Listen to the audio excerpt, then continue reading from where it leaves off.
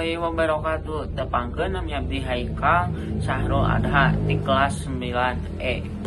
Nu dipihormat Bapak tanapi Ibu Guru oge sareng ranencangan sadayana dina kasempatan ieu simkuring bade nyampeurkeun pidato nyaeta stop bully.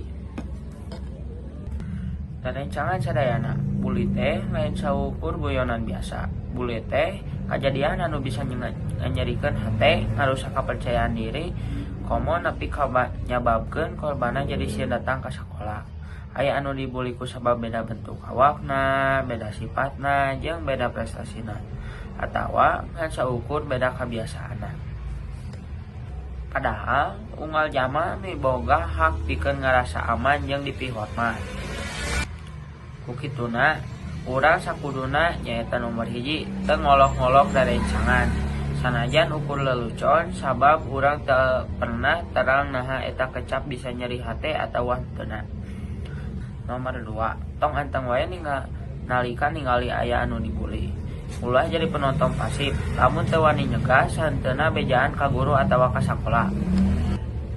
Nu katiluan kabedana batur. Sanaos beda, urang sarua manusia nu kudu bager silih asih, silih asah jeung silih asuh. Rencangan, hayu urang wujudkeun sakola anu nyaman, aman, harmonis jeung bebas tina bully. Sabab sakola anu aman bakal ngajarikeun urang leuwih betah diajar sarta bisa ngahontal cita-cita. Sakitu wae pidato ti abdi, mugi aya manfaat kanggo sadayana. Bilih aya kalepatan dina cariosan. Wassalamualaikum warahmatullahi wabarakatuh.